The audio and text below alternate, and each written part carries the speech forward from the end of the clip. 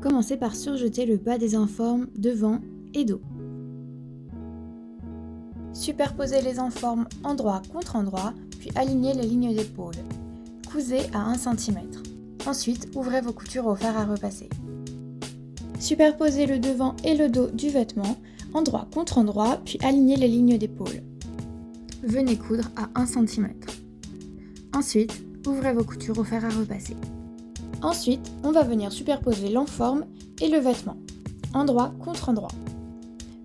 Alignez les lignes d'encolure devant et dos, ainsi que les lignes d'épaule, puis épinglez tout le tour de l'encolure.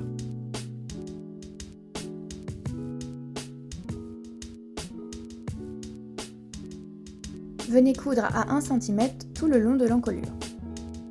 Ensuite, venez cranter la valeur de couture, mais attention à ne pas couper votre fil de couture.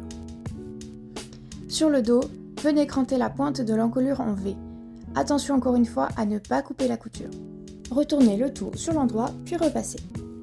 Prenez ensuite un des côtés de votre vêtement, puis roulez-le jusqu'à l'épaule opposée.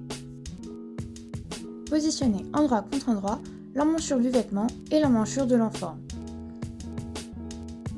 Alignez vos lignes de couture d'épaule, ainsi que le reste de votre emmanchure.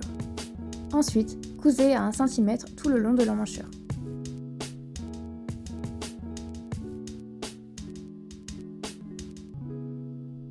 Venez cranter vos valeurs de couture.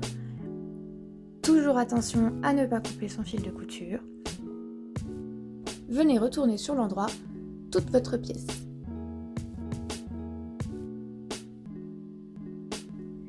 Une fois bien retourné, passez au fer à repasser pour aplatir vos coutures. Répétez toutes ces étapes sur l'autre emmanchure.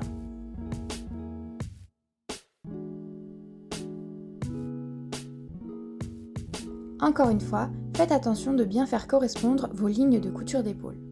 Une fois tout retourné et bien repassé, on va s'attaquer aux coutures côté. Alignez les coutures de côté de l'enforme et du vêtement. Superposez correctement les deux lignes de couture des informes. Enfin, positionnez les valeurs de couture de l'enforme vers l'enforme. Coudre en une seule couture. Ensuite, venez cranter juste sous les coutures de l'enforme. Pour finir, surjetez les lignes de côté. Et voilà, vous savez maintenant comment coudre une enforme complète qui prend les emmanchures et l'encolure. Vous pouvez aussi utiliser cette technique pour créer une doublure sur un top. J'espère vraiment que ce tutoriel vous aura plu et je vous dis à bientôt.